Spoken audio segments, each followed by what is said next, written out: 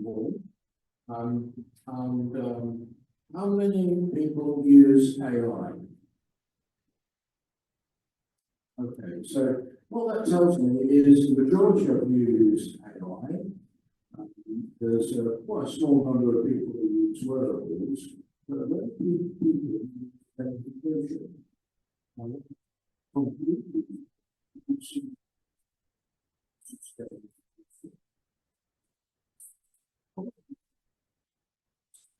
So yesterday, one of our speakers talked about personhoods. Then he talked about personhoods, and I wasn't prompted to make this slide because of what she said. That the slide was already created, but here are a number of my personhoods. This is what I look like at various times in my life.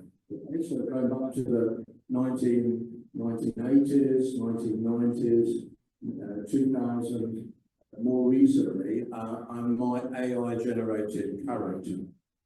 Now, I wouldn't normally do this, but there are some people in the audience who have been victims of me transforming them by AI. But you don't need to worry, it's not you. But I was asked last night by one of the delegates if I would include her AI-generated characters. So this is what I did. So you may recognise Ifioma. She was one of the award winners in the prizes. So I created a number of personhoods based on her photograph. I don't think she's here this morning, so she's going to miss all of this. So one of her friends, maybe friends in inverted commas, suggested that there was another persona, which is the reason for the image at the bottom. She said Ifioma's a bit of a Luddite.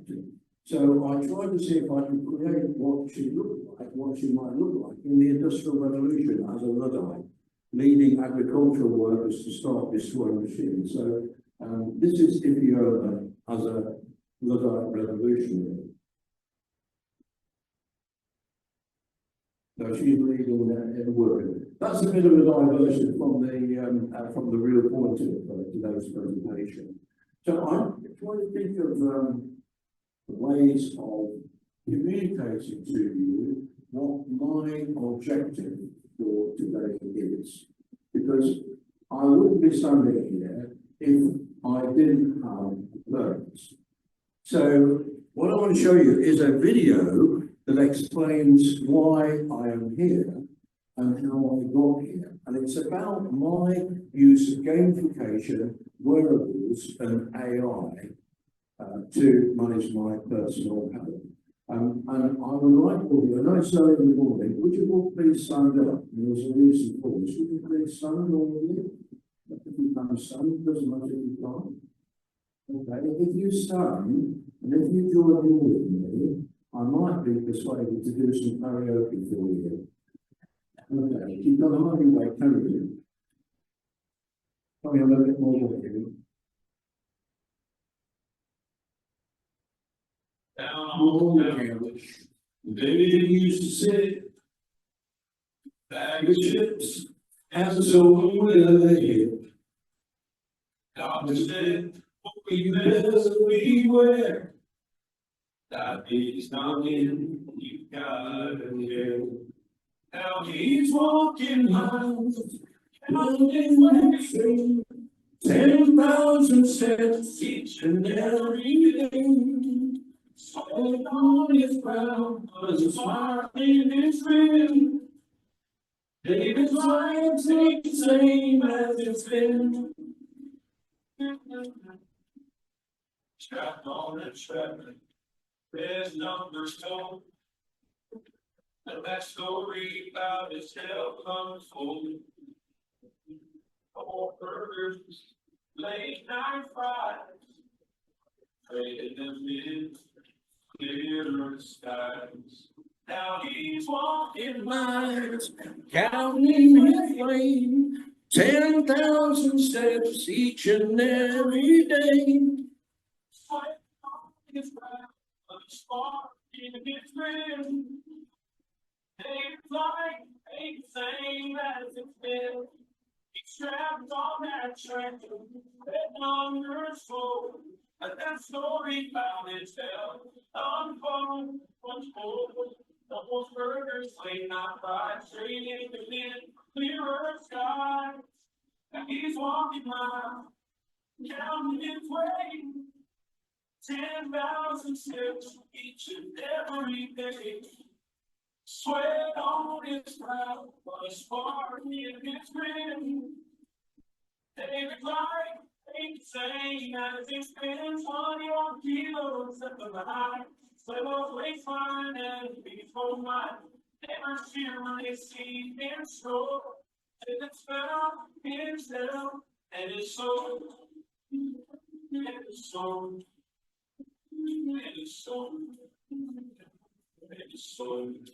The journey ain't easy, temptations stay, but he keeps on walking, come what may. The rhythm of footsteps is brand new too, under the stars, oh the light of the wind.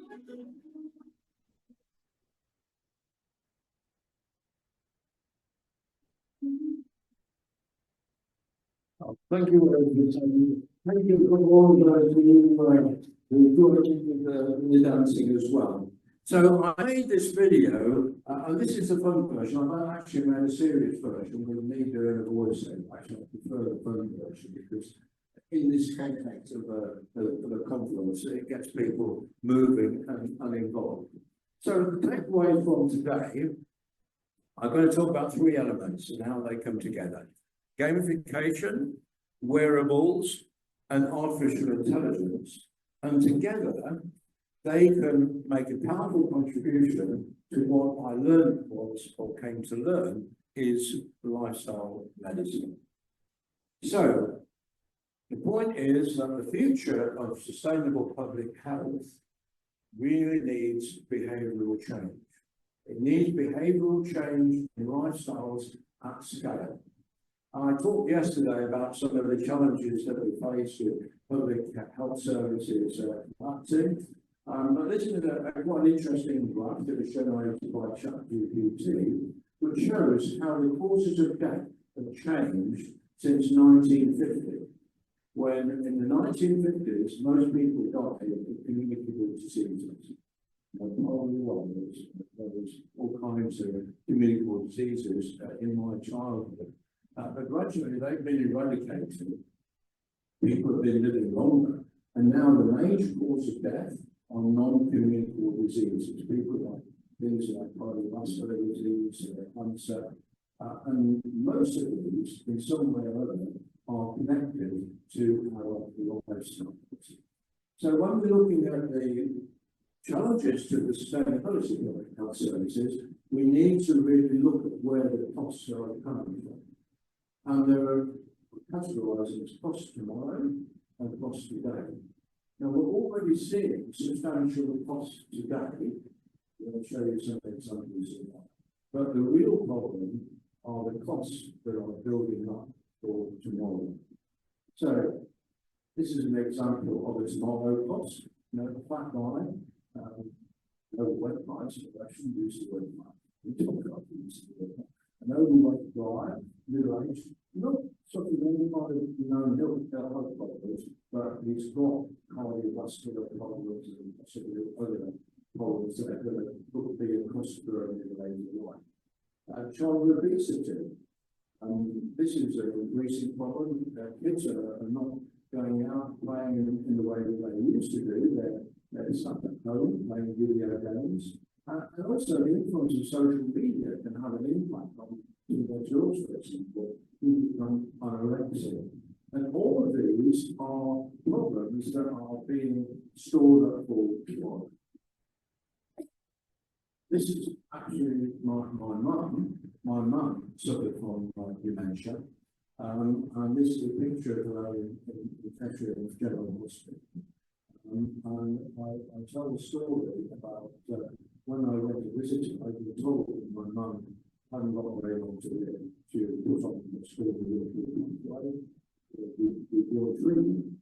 And so I stayed up most of the night to go home and some sleep. Went to see her the next day. I walked into the room that she was in, and this is a simulation of what happened.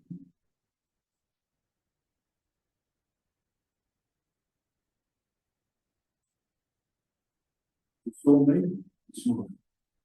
Now, the doctor came in, and my mother got back to sleep again by this point, and the doctor said, "You realise your mum is very seriously ill." The doctor said she got along with your film, so it's fine. And I said, "My mum, how do you mum?" He woke up and smiled. And he put a knot in over the bed. He couldn't believe it. So we stood at the end of the bed and we said, "Mrs. Wortley, can you hear me? If you can hear me, will you respond?" So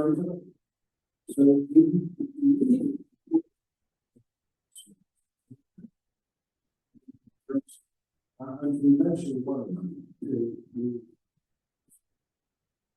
So dementia is a serious problem today, as with comorbidity. And I showed this video of my pastor's dad, who stayed with us for the last year of his life. Comorbidity and the number of drugs that people have to take that don't necessarily agree with them to do with each other, that cause problems of their own, and of course a burden on health services. So these are the challenges I mentioned yesterday. We're living longer. We need more care as we age, fewer working people to cover those costs. Elder care is underfunded. And so it's represented by this graph that shows a growing imbalance in the cost of public health services. So the solution, which is advocated by the former head of the National Health Service, Simon Stevens, is talking about we have to do something about this, otherwise it's like we're getting to a cliff edge. If we're not there, we'll fall over. And what we need to do is change our behaviours, and we need to do it at an early age. So how can we change the lifestyle behaviours and circumstances for every individual, but also do it at scale? Because we are all individuals, we're all motivated by different things, we all have different circumstances, we all have different health situations. So how do we do it? What I'm going to talk to you today about is what I think is a solution which has a lot of potential. It's a personalised, gamified, completely validated solution for the everyday. And it's based on those three elements. The first of these is gamification. And I asked you at the beginning whether any of you use gamification. And there was only a small number of you. So I'm going to show you a number of different situations and ask you whether that is a situation which involves gamification. So does this look familiar? An old guy still on the stage in front of the audience. Ringing bells? Is that gamification, do you think? I'll show you.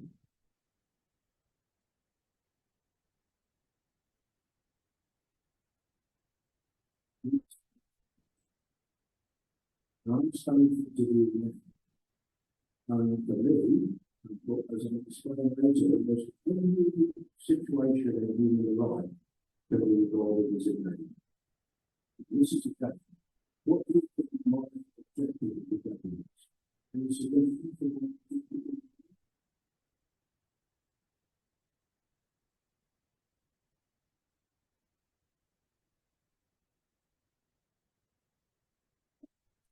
On information, my objective, personal objective, is to get you to enjoy what you see and what you learn.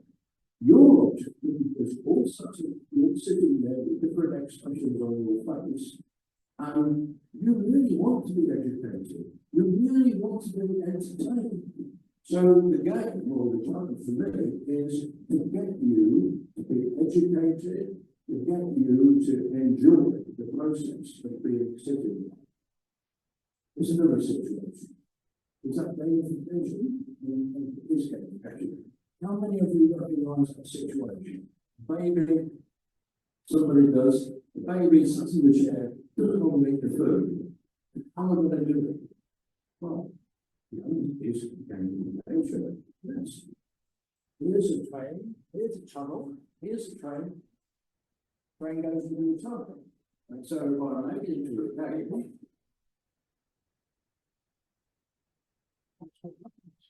so looking at it as a game, which is enjoyable, then you achieve an objective.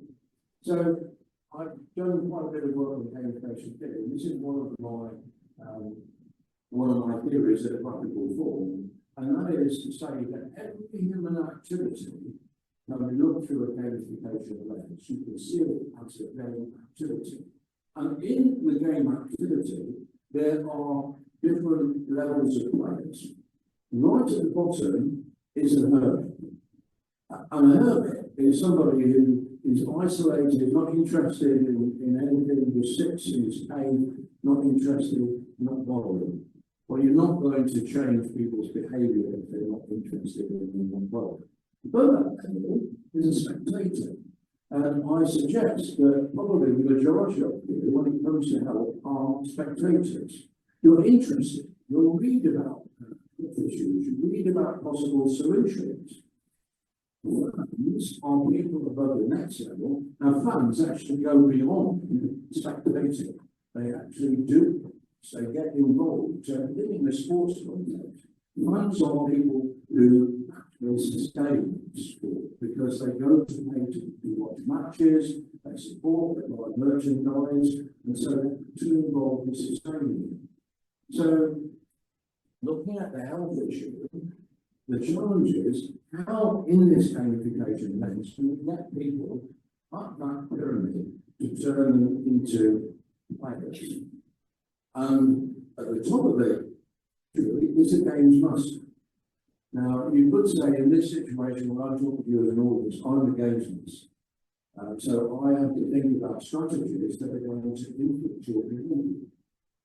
At a global scale, the games masters will be the government. The government obviously make policies to improve this. So if they regard it as a game, they have strategies to motivate you or to force you into different kinds of behaviours. That's a form of gamification. But it's a part of everyday life. And here's a number of different scenarios where gamification is used every day. Kids playing in the playground.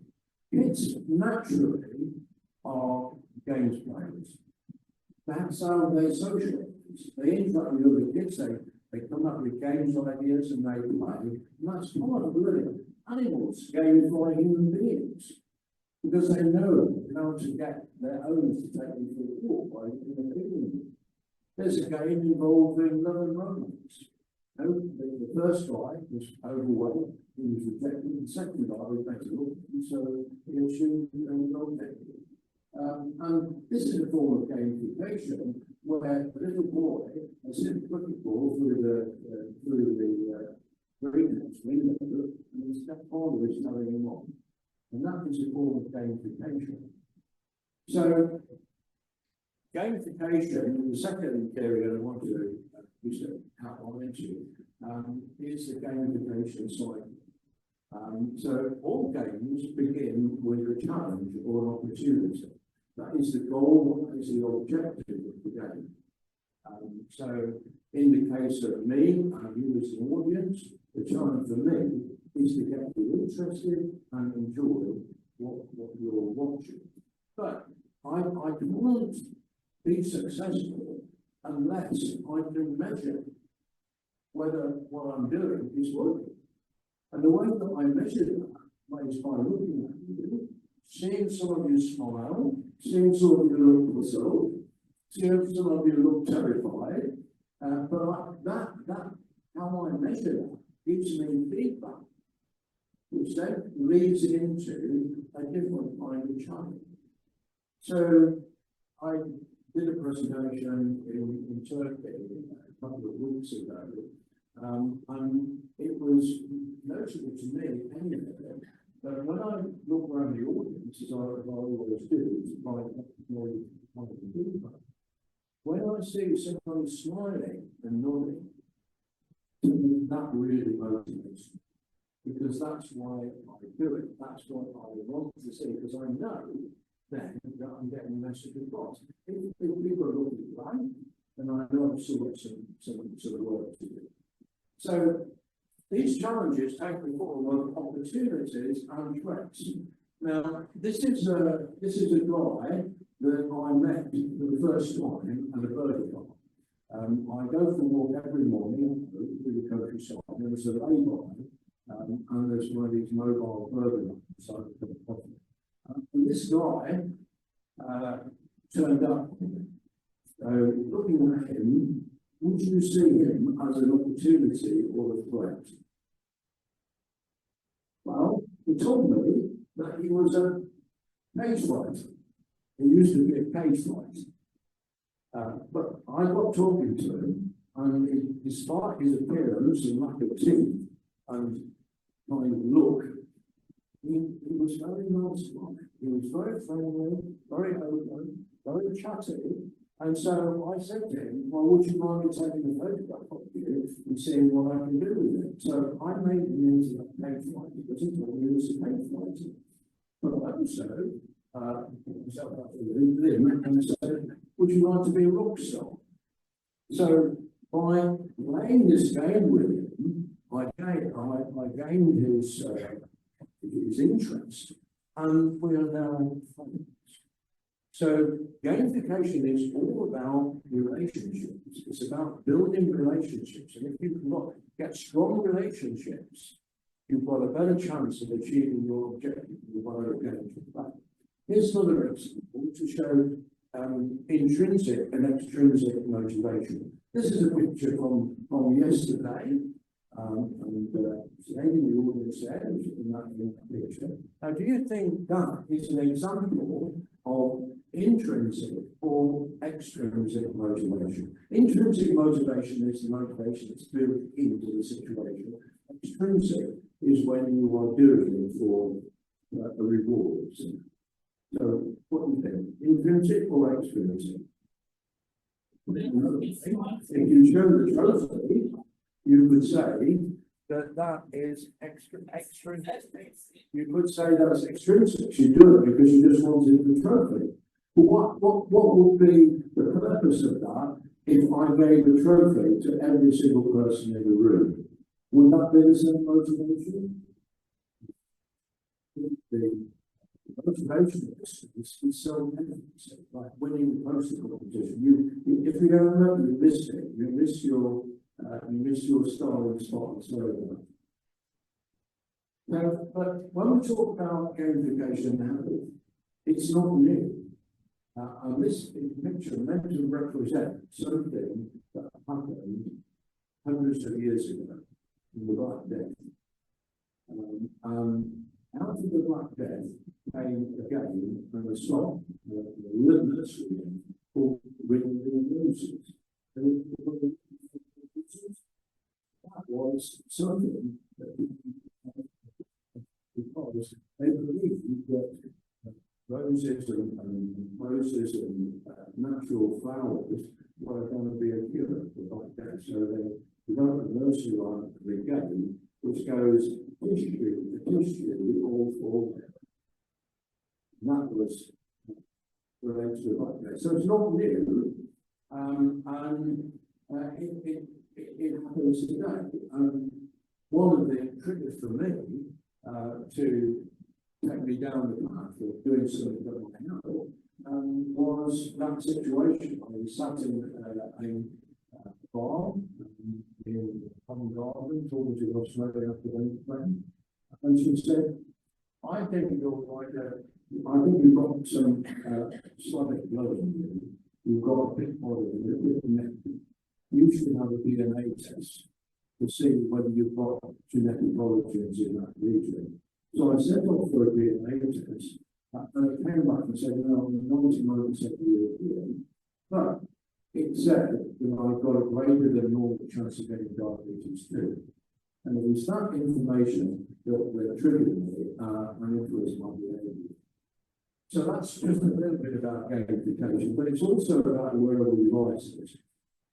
Wearable devices are evolving. I mentioned yesterday I've got a smart ring, I've got a smart watch, and I've got a glucose. I'm wearing all this today, and all they come together to influence it. And this is, as I showed in the video, this is pretty much me when I started in the morning in my flat, looking at my smartwatch, get myself psyched up, and then walking out and do my 10,000 steps. And even last night, as Mark sitting in the walls, he told me he was sat in the restaurant on the 8th floor. I came up, I was chuckling in my gym clothes, and he said, "We can have a drink with me," and I said, "No, I've got to do 10,000 steps." off I went, and I did the balance of my 10,000 steps walking along the ceiling. That's what gave me confidence. So the important thing that's happening with wearable devices is that they're all being consumerized. So it means that they're affordable. So all of these devices and the mobile application, including smart clothes as well, or smart headphones and glucose monitors, they're all becoming increasingly affordable, but they're also becoming increasingly medical grade. So what used to be in the doctor's surgery and in health clubs is now available in people's homes in their daily lives.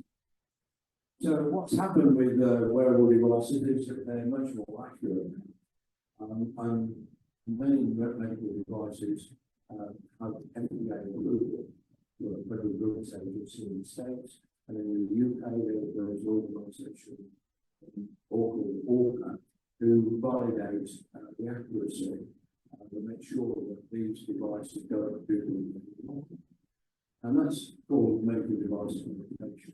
They're affordable, they do data in real time, and they're more and more integrated into health systems. They're going to be a very important part of the not just for tracking the health of the nation, but also giving opportunities to use these devices for medical interventions or therapeutics.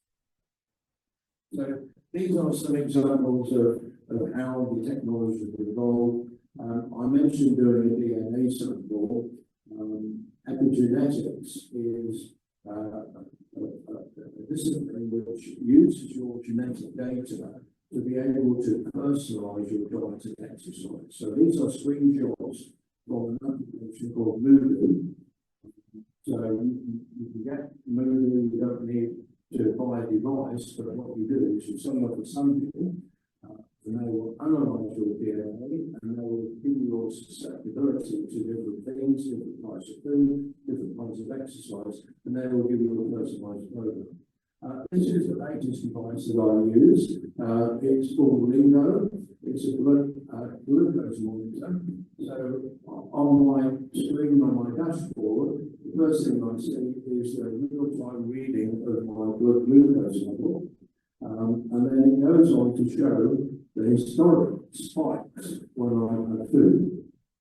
So when I arrived on Sunday evening, I went into the restaurant for dinner, and I sampled almost everything that there was. And what happened was a massive glucose spike. So the next day it said, "David, you should refer to the." So we didn't do this in the office, which is supported by what we understand what I need to do to manage my blood glucose. AI is the next component. Illustrated this with a little video clip of a robot developing a relationship with some children. And this is a series of screenshots of the AI from my smart ring.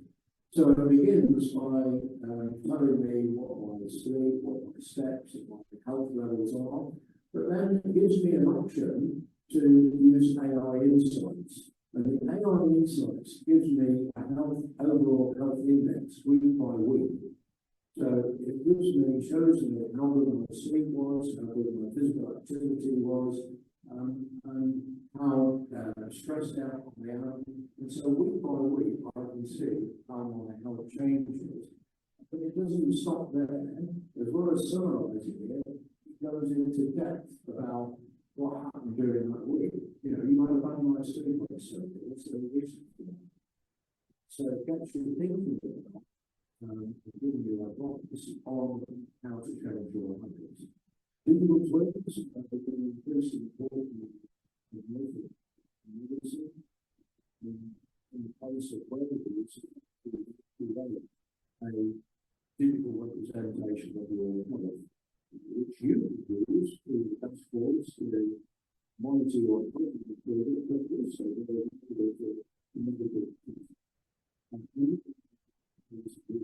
this is my digital thing, and it is used to help promote this confidence. So that is actually not me speaking live.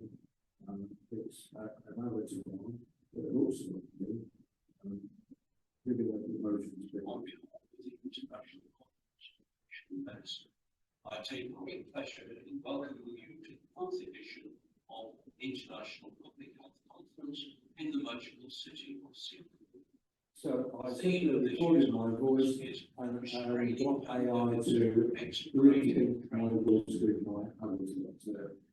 So what we're doing here, check on time, I'm okay for a minute or two, is putting everything together. And it requires a multidisciplinary approach. So it's not just medical professionals, it is people from a wide range of disciplines, psychologists, etc., even the games industry. Putting all of this together will create something which will make a difference. Hi, This my is name is David.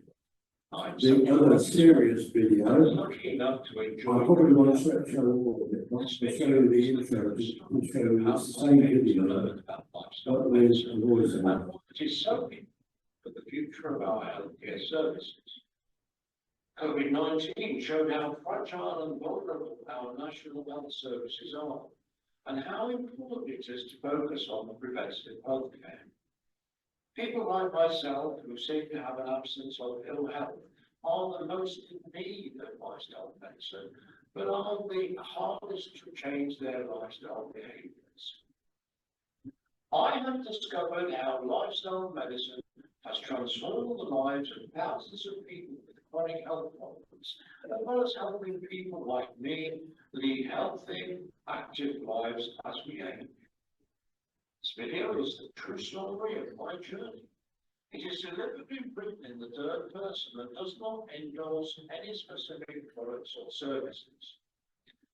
Remember that lifestyle medicine is not just about walking 10,000 steps every day, but it is about a combination which includes diet and nutrition, exercise, sleep, healthy relationships, stress management, and the avoidance of harmful substances like drugs, smoking, and alcohol. This is David's lifestyle medicine journey. David lived alone in a Leicester apartment. He was happy and healthy working from home. He loved acting on stage at the Little Theatre. And a favourite play was He Grew to Be in Pictures. He played a fading film director visited by his thoughtless daughter. A friend came to watch the play and had a drink in the bar afterwards with him. She asked him where his stomach pain came from. It wasn't very any pain. She told him she was worried about him being overweight. Then one day, David met an Australian friend who suggested he should take a DNA test. His thick neck and overweight body suggested he had Slavic blood in his ancestry. David decided to send off for a DNA test for his genetic origins. The test showed his ancestry to be 99% European, but the test also indicated he had a high probability of becoming diabetic. He decided to see his doctor to test for diabetes. The doctor told him he was pre-diabetic and suggested he took part in the clinical trial at the Leicester Diabetes Centre. David joined a number of other candidates for the trial, which included a seminar given by a nurse. He was given a pedometer to track his daily steps and a diary to record other relevant activities. For the 12 months of the trial, David completed his diary and used his phone to send a text message giving the number of steps each day. Lying in bed one Saturday morning, David read about a new fitness tracker that could measure steps, sleep, and diet. He decided to order one of the early wristband trackers and to try to gamify his health. At last, the fitness tracker arrived. He was so excited to start his fitness journey. He bought a new tracksuit and t-shirt. He checked his fitness tracker and watch before leaving his flat to do 10,000 steps. Although he lived in a city, there was a nearby disused railway that went into the countryside. These walks became a daily routine habit. His appearance began to change, and within 3 months, he had lost 21 kilograms. His physical and mental health were transformed by what he went on to learn was lifestyle and medicine.